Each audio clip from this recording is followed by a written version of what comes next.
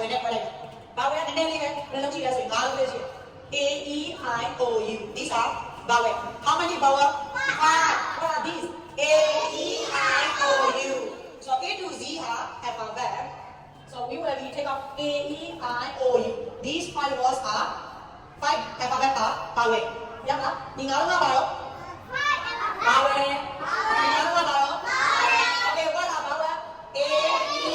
I O U one more say again what are vowel A E I O U အဲ့ဒီအားလုံးကနေဒီထဲမှာရှိတဲ့ဒီအားလုံးနဲ့ထုတ်လိုက်ပြီးတော့ဒီမှာဒီချန်ခဲ့အောင်လုပ်ကြပါလေထားစနစ်ဒီထဲမှာလေထားစနစ်ရပါလေတော့ B C D F G A J K L M N P Q R S T V W X Y Z ဒီအားရောက်ကြပါလေထားစနစ် okay what are ထားစနစ်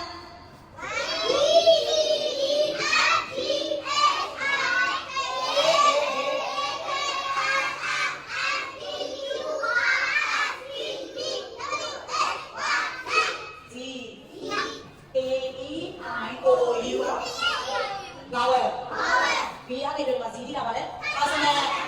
ဒီမှာရှိတဲ့ alphabet တွေကနေဒီချာ A ကို၅လုံးထုတ်လိုက်တယ်ထုတ်ပြီးတော့ကျန်တဲ့အောင်ဒီဘက်မှာရေးလိုက်တယ်အဲ့ဒါကိုလို့ခေါ်လဲအားစနဲ့ how many vowel count